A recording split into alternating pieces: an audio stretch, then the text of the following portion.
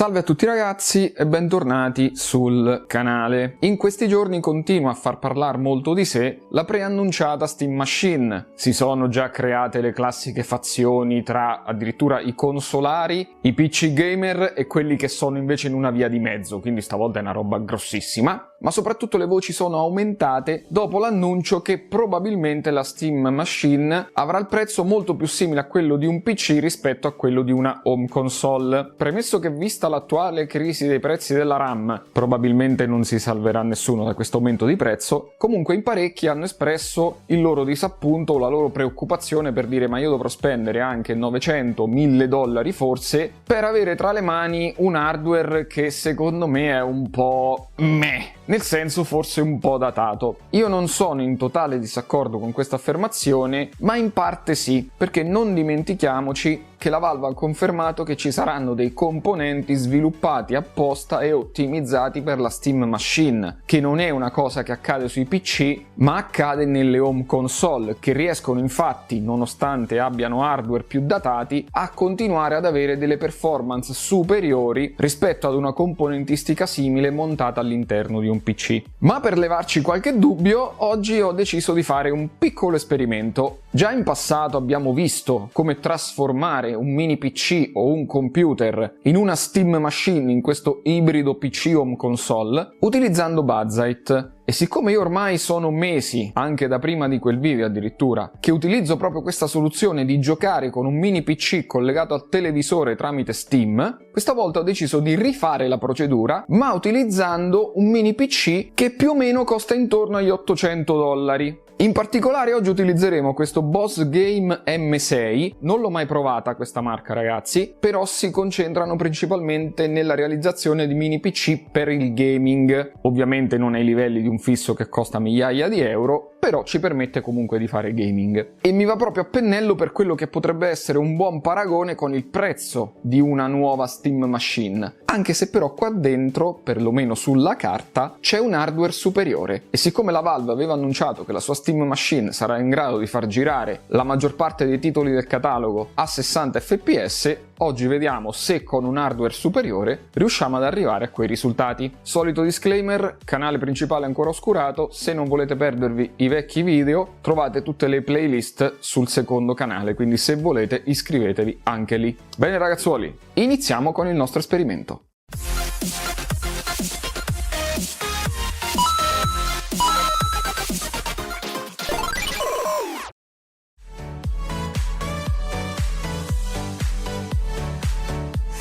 Facciamo un rapido unboxing e diamo un'occhiata all'hardware che andremo a utilizzare oggi. Per prima cosa, come sempre, troviamo il manualino di istruzioni ed è presente anche l'italiano, rara cosa ormai. Poi c'è il nostro mini PC, che a dirla tutta tanto mini non è, mentre qua sotto troviamo il cavetto HDMI 2.1 ed il caricatore da ben 120 watt che, come vedete, ha anche la presa europea, perché al momento dell'acquisto potete anche scegliere che tipo di alimentatore mettere insieme al mini PC. Diamo invece adesso un'occhiata un po' più da vicino al nostro bestione, e lo chiamo così non perché sia il mini PC più grande che abbiamo mai visto, perché ne abbiamo effettivamente avuti anche di peggio, ma in generale le sue dimensioni sono leggermente più grandi rispetto a quelle di un mini PC classico. Analizzando meglio il case possiamo subito distinguere due diversi materiali. C'è la fascia nera sia ai lati che sotto, che è in plastica, mentre questa copertura superiore è tutta in metallo, e questo è ottimo sicuramente anche per quanto riguarda la dissipazione passiva del calore. Il sistema di ventilazione infatti è uno dei punti forti di questo M6, perché questo mini PC prende l'aria dal basso, da qua sotto, e la sputa fuori da questa griglia superiore, ma ci sono delle prese d'aria per tutto il resto della scocca che gli permettono di dissipare davvero molto bene il calore. Nella parte frontale troviamo il jack da 3.5 mm per casse oculari cuffie, un ingresso USB tipo C, due porte USB 3.2 fino a 10 gigabit per secondo e una 2.0, il pulsante di accensione e spegnimento e standby. Mentre sul retro abbiamo la doppia porta RJ45 perché ha due schede di rete all'interno, anche qui una porta USB 3.2 e un'altra 2.0, un'uscita HDMI 2.1, un'uscita DisplayPort 1.4, un'altra USB-C, un altro jack 3.5 mm e l'uscita Oculink, in modo che ci possiate collegare direttamente anche una scheda video esterna. È la prima volta che tratto questo marchio personalmente, ma l'impressione che mi dà è di essere un mini PC bello robusto, bello compatto e sicuramente non sprovvisto di porte. E ritornando al sistema di dissipazione, non è ottimo soltanto per tutta la questione delle prese d'aria e del ricircolo che si crea all'interno, ma anche per il rumore. È davvero silenzioso come mini PC, anche quando arriva a superare i 60 gradi, la ventolina si sente appena e resta a decibel molto bassi. E la cosa bella è che non serve nemmeno arrivare a quei livelli, perché l'amichetto ha delle specifiche che gli permettono di lavorare quasi sempre ad un TDP irrisorio. Dentro questa bestiolina troviamo un Ryzen 9 HX 370 da 5.1 GHz, 16 core, 24 thread, abbinato ad una Radeon 890M da 2900 MHz, un comparto hardware superiore a quello annunciato per invece la Steam Machine, perlomeno per quanto riguarda la CPU. La vera differenza la farà la GPU integrata, visto che sarà semi personalizzata dall'AMD e arriverà fino a 110 watt. Come RAM abbiamo 32 GB DDR5 a 5600 MHz, memoria interna abbiamo due slot NVMe 2280 PCI Express 4, in questo caso io ne ho uno da 1 TB. Le uscite video sono una DisplayPort 1.4 fino a 4K 240 Hz e un HDMI 2.1 che al massimo arriva a 4K 144 Hz, mentre come connettività abbiamo Wi-Fi 6E e Bluetooth 5.2. A conti fatti, a differenza della Steam Machine, a parte il CPU e GPU che abbiamo già detto, in questo caso abbiamo più RAM, ma viene gestita internamente tra CPU e GPU, mentre nella Steam Machine avremo 16 GB di DDR5 più 8 GB di DDR6 che invece vanno soltanto alla scheda video. La memoria interna è praticamente identica, dobbiamo soltanto scegliere il taglio giusto, e le uscite sono le stesse tranne l'HDMI, dove la Steam Machine si ferma alla 2.0. Quindi prendiamo atto che non abbiamo un fisso tra le mani, ma un mini PC di fascia alta che ha un bell'hardware all'interno che gli permette di dire la sua anche nel gaming.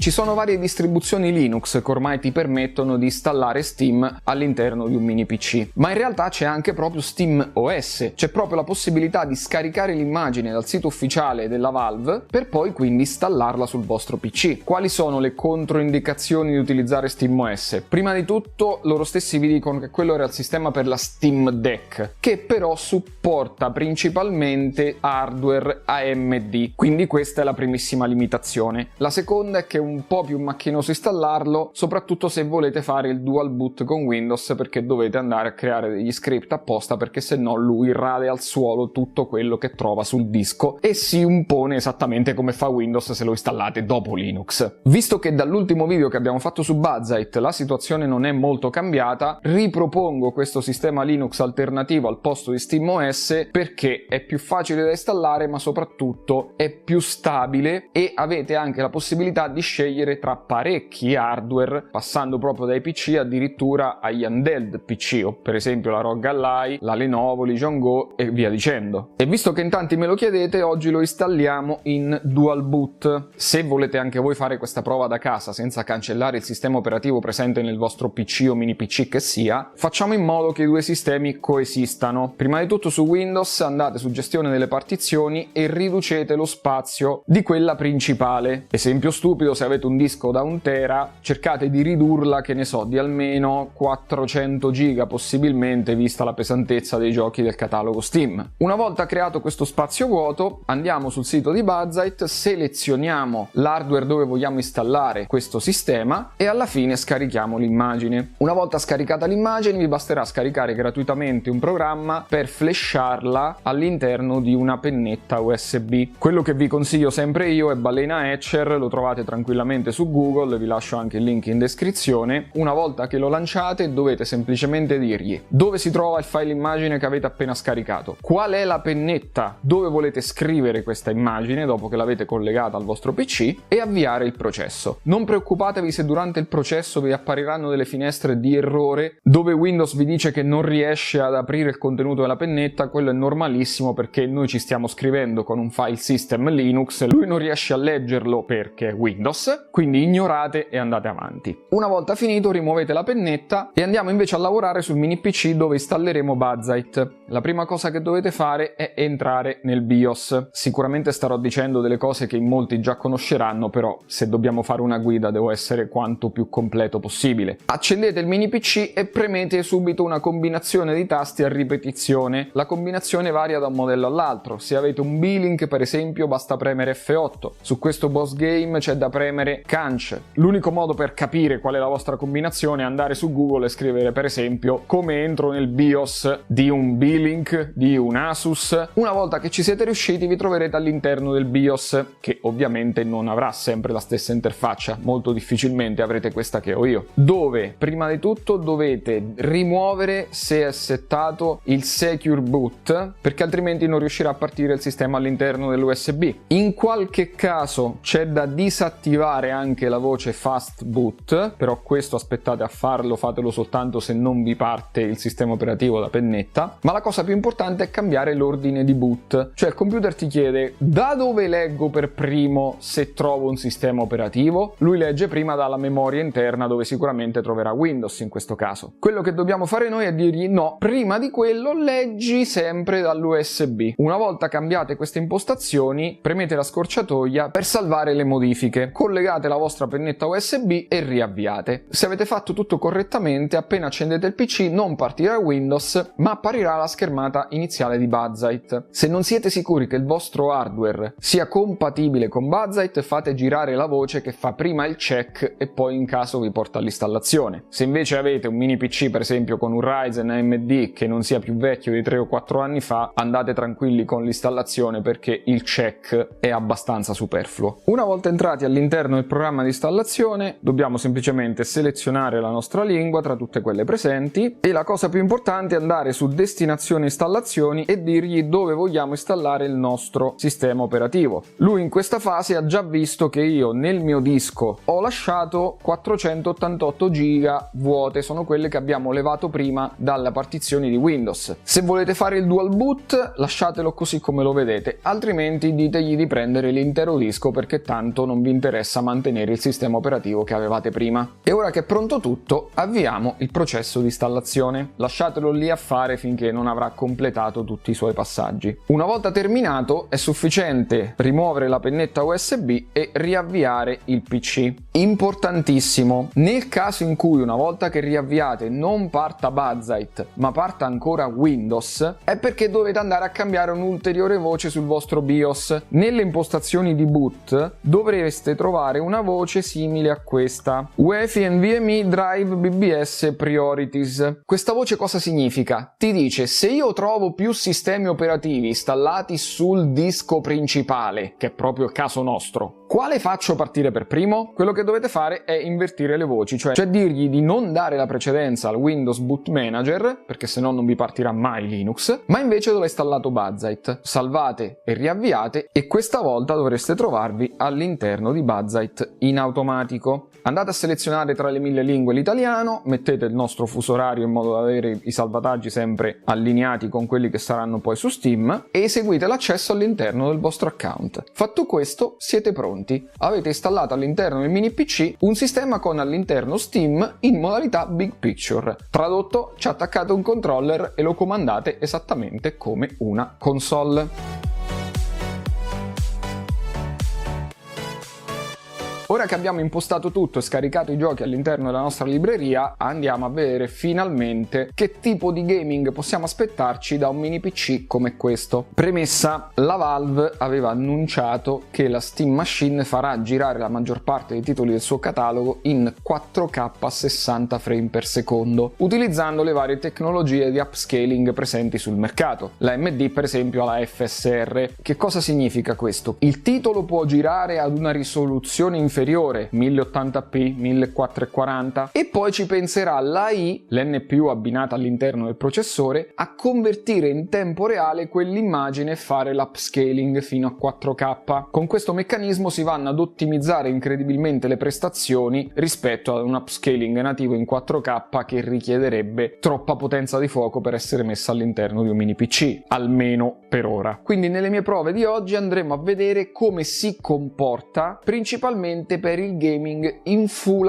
HD, perché è il metro migliore per capire la potenza pura di un mini PC. Dopo con l'FSR e l'AI andiamo ad aumentare la risoluzione, però la base deve essere la risoluzione effettiva a cui sta girando il gioco. Partiamo dai soliti titoletti più leggeri, quelli che girerebbero anche addirittura in console Android o molto inferiori a livello di hardware, e in questi casi i 60 frame per secondo fissi li vedete soltanto perché è attivo il limitatore superiore, non va proprio oltre. Siamo a TDP, ovvero a potenza rilasciata bassissima, e in questo caso il processore non sta nemmeno sforzando, più o meno siete a questi livelli quando navigate su internet o utilizzate il PC con programmi tipo Word e Excel. Passando ai picchiaduro invece, quindi andiamo anche in ambito 3D, la situazione in realtà non cambia molto. È vero, in questo caso arriviamo anche a 17 watt di TDP, quindi stiamo utilizzando a tutti gli effetti il doppio della potenza richiesta prima, ma le performance sono esattamente le stesse, 60 frame per secondo fissi e temperatura sempre intorno ai 45 gradi massimo. E provandoci anche titoli odierni, come per esempio Tekken 8, qui gli effetti grafici sono più pesanti rispetto a quelli che abbiamo visto per esempio su The King of Fighters, e infatti c'è un minimo di variazione tra i frame per secondo, ma in generale siamo sempre tra i 55 e i 60 e stiamo consumando soltanto 14 watt di TDP per una temperatura intorno ai 46 gradi. Ma cominciamo a dargli in pasto qualcosa di un pochino più complesso, come per esempio gli sparatutto, partendo da quelli che hanno scenari un po' più piccoli, nel senso non viene caricata un'intera area gigantesca. Per esempio Dead Zone Rogue a 16 watt di TDP riesce a stare quasi sempre a 60 frame per secondo e mantenere temperature intorno ai 45 gradi. Quello che mi ha un po' stupito, ma trattandosi di Doom col senno di poi forse non dovrei nemmeno, è proprio Doom Eternal, che con tutte le impostazioni al massimo, sempre in Full HD, è andato a 60 frame per secondo fissi, 15 watt di potenza. Qui è aumentata un pochino la temperatura, massimo 47 gradi, però guardate a che livelli stiamo giocando, e qui è veramente un casino di nemici, effetti grafici con tutte le varie armi, tutto il casino che viene fuori. In questa sezione stavamo proprio facendo le varie orde, che quindi ti arrivano ondate di nemici anche abbastanza corpose. E parlando proprio di sparatutto, questa volta in terza persona, dove possono arrivare orde di anche centinaia di nemici alla volta, sono veramente stupefatto delle prestazioni con l'ultimo Warhammer. Si riesce a giocare quasi sempre intorno ai 60 fps mantenendo la stessa temperatura di prima, si scende poco sotto i 50 per poi mano a mano risalire quando proprio vi arrivano 30-40 nemici alla volta, che lì veramente non c'è più nemmeno lo sfondo, c'è solamente roba da arare, e noi stiamo a nemmeno a un terzo della potenza che potremmo tirar fuori da questo mini PC. Capite che è una roba veramente grossa. Uno sparatutto invece dove in generale si trovano in difficoltà un po' tutti i dispositivi dove sono andato a provarlo è proprio Alien Fireteam Elite, con una grafica medio-alta sempre in Full HD. Qui i frame per secondo mi scendono a poco meno di 40 nell'esplorazione varia, per poi arrivare addirittura intorno ai 30 quando invece comincia a esserci il casino vero, che iniziano ad arrivare tanti nemici. Non so francamente perché questo titolo consumi così tanto, visto che non ha una grafica chissà quanto superiore a quelli che abbiamo visto finora, sicuramente non a Warhammer, però qui è sufficiente dare una spintarella di più al nostro mini PC. In base alla versione che installerete di Linux, Buzzite, SteamOS eccetera, potreste avere il blocco del TDP attivo, quindi vi basta aprire il menu delle opzioni di Steam, la scorciatoia in questo caso è Shift Ctrl Tab, potevano farla un po' meno complicata, mannaggia loro, andare nelle impostazioni del TDP e manualmente aumentare il limite fin dove potete. Io in questo caso lo porterò proprio a 30 watt, che è lo stesso TDP che dichiarano nella Steam Machine, e proprio Alien Fireteam Elite passa da un 30-40 fps in base ai nemici a un 45-50 e anche più. Ovvio ragazzi, il rovescio della medaglia, stiamo dando più potenza al mini PC, ovviamente aumentano un po' anche le temperature, però siamo comunque in un range medio-basso, perché anche con queste impostazioni siamo intorno ai 55 gradi. A 55 gradi ragazzi ci potete giocare anche 8 ore, il processore non sente praticamente nulla. Lo stesso esperimento possiamo farlo con Helldivers 2, dove proprio come su Warhammer possono arrivare anche tantissimi nemici alla volta, ma lì c'è l'aggravante che si caricano ambienti molto più grandi, e qui la differenza, se andiamo a 15 watt, si sente parecchio, perché i frame per secondo variano addirittura dai 50 fino a scendere ai 35. Proviamo anche in questo caso ad attivare invece il boost fino a 30 watt e la questione diventa molto più gestibile, perché a questo punto non abbiamo 60 frame per secondo fissi, però comunque non scendiamo quasi mai sotto ai 55, e anche in questo caso la temperatura aumenta soltanto di 10 gradi. Finito il genere di sparatutto, andiamo invece a vedere qualcosa di più statico ma molto più esigente per quanto riguarda la grafica e le ambientazioni. Stray infatti, se messo al massimo, può essere un titoletto che mette a dura prova parecchi hardware, ma qui facendolo girare a soltanto 13 watt riusciamo ad altalenarci tra i 50 e i 60 frame per secondo in base alla zona dove ci troviamo. Se c'è in corso un caricamento della città con tutti i vari dettagli, personaggi eccetera, scenderemo, poi una volta che avrà caricato la zona torniamo intorno ai 60 frame per secondo. Altro titolo con grosse ambientazioni è Cyberpunk, che non so per quale motivo mi ha messo il limite a 30 fps e non c'è stato modo di levarlo, quindi abbiate pazienza, ma questo in Full HD con la grafica al massimo vi consiglio di spingerlo almeno a 30 watt. Sappiamo che Cyberpunk è un titolo parecchio scalabile, però visto che la temperatura si aggira intorno ai 50 gradi, secondo me se tenete questo tipo di impostazioni ve lo godete meglio, perché non c'è bisogno di avere chissà quanti frame per secondo su un titolo del genere. E invece arriviamo al top del top, come si dice, perché l'unico titolo che mi ha dato problemi sull'altro mini PC, che però ha una 3060M all'interno proprio come quelle dei laptop da gaming, è Final Fantasy VII Rebirth, che ho comprato qualche giorno fa. Tra parentesi vi consiglio assolutamente di reperirlo, perché con gli sconti del Black Friday stava intorno ai 35 euro, quindi io appena l'ho visto l'ho preso subito. E questo Final Fantasy è la prova perfetta, perché è un gioco dove puoi trovare o ambientazioni gigantesche stile open world per fare le missioni secondarie, o mappe più ristrette però dove ci sono più nemici, soprattutto i boss, che ti rende tutto più frenetico, tutto più veloce, gli effetti grafici delle magie, gli esper e così via, oppure ambientazioni complesse all'interno di città che magari sono un po' ristrette ma hanno tantissimi dettagli. Partendo da delle impostazioni grafiche basse, con una potenza di 15 watt riusciamo ad ottenere un frame rate ballerino tra i 40 e i 58 fps. Giocabilissimo sotto tutti gli aspetti, anche se magari si vedranno dei caricamenti non proprio immediati, soprattutto quando andate nella modalità open world, però capisco che un titolo del genere uno se lo vuole godere con un po' più di grafica, quindi portandolo alle impostazioni medie ma mantenendo questo stesso TDP, la questione inizia a essere un pochino più complicata, perché i frame droppano da 40-60 che erano prima a 30-50 invece che sono adesso. E sì, se proprio il vostro PC non riesce a fare di più, bene o male è ancora giocabile la situazione, però essendo un titolo così grande e tantissimi caricamenti potrebbe nel tempo diventare snervante come cosa, quindi qui è assolutamente necessario spingersi almeno a 30 watt di potenza, e con una temperatura intorno ai 60 gradi massimo il frame rate con le impostazioni medie si attesta intorno ai 50-55 frame per secondo, per variare da un minimo di 45 a un massimo di 60 in base alla situazione. E questa secondo me è l'impostazione migliore. Riuscite a far girare in Full HD e con questa grafica un titolo variegatissimo che richiede sia tanti caricamenti che però anche immediatezza nei comandi.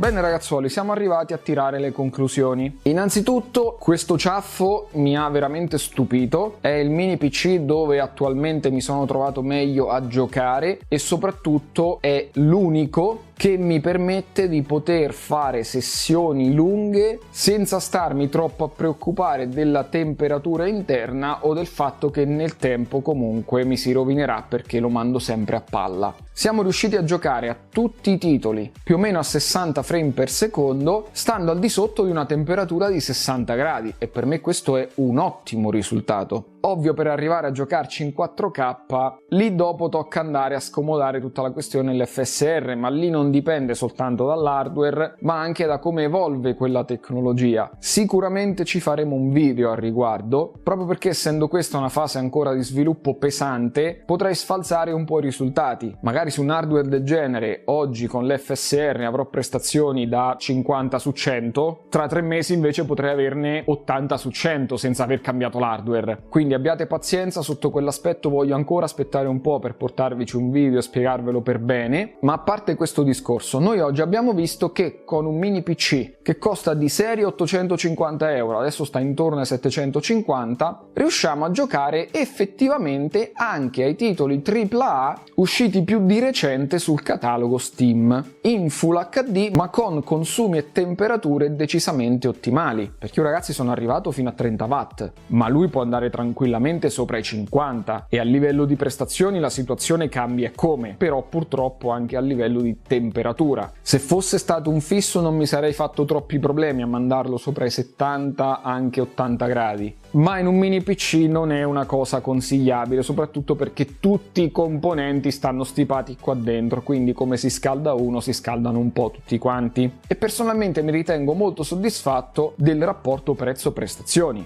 La Steam Machine, che rischierà di costare così se non di più, sarà in grado di avere almeno queste performance. È vero che l'hardware sulla carta sarà inferiore a questo, ma la vera differenza la farà la stessa cosa che la fa nelle home console, ovvero la GPU fatta su misura per lei e soprattutto l'ottimizzazione lato software. Non dimentichiamoci che la Steam Deck, nonostante all'interno abbia uno Zen 2 perché ormai è uscita più di 4 anni fa, riesce ancora oggi a farci giocare in maniera più che decente a titoli recenti e anche abbastanza pesanti presenti all'interno del catalogo. Ovvio, siamo in 720p, però questo è l'esempio perfetto di ottimizzazione hardware e software. Io dalla Steam Machine, che dichiareranno essere almeno 6 volte più potente di lei, mi aspetto quantomeno la stessa ottimizzazione. E il fatto che questa volta c'è anche un hardware personalizzato che quindi le darà un'ulteriore marcia in più mi fa ben sperare. Poi ovvio ragazzi, io non sono Nostradamus, storcerò il naso anche io quando probabilmente annunceranno il prezzo, ma spero che si contengano un po'. Capisco il discorso adesso delle RAM che costano un botto, 64 GB di RAM costano quasi quanto una macchina usata, se non di più, però voglio ancora dargli un po' di fiducia. La guida che avete visto oggi ragazzi la potete applicare a quasi tutti i mini PC che avete tra le mani che non abbiano più di 4-5 anni, se non volete grosse rogne a livello di compatibilità. Se avete degli AMD è ancora meglio, perché sono proprio quelli dove Steam gira meglio. Sono sincero, avrei voluto fare questo video direttamente con SteamOS anziché con Buzzite un'altra volta, perché voglio finalmente provare quel cavolo di sistema operativo ufficiale pulito, però a distanza di mesi ancora non sono riusciti a farmi una release proprio come Buzzite in base all'hardware e sicura. Quello è semplicemente il sistema operativo presente all'interno della Steam Deck. Se tu lo installi qui, lui sarà convinto di girare comunque sulla Steam Deck, quindi qualche impostazione la devi sempre andare a cambiare a mano. Buzzite continua a sembrarmi ad oggi la miglior soluzione. Se in futuro arriverà qualche nuova valida opzione, allora andremo a trattare anche quelle. Bene ragazzuoli, per questo video guida barra recensione è tutto, spero vi sia piaciuto e ci vediamo alla prossima. Ciao ciao!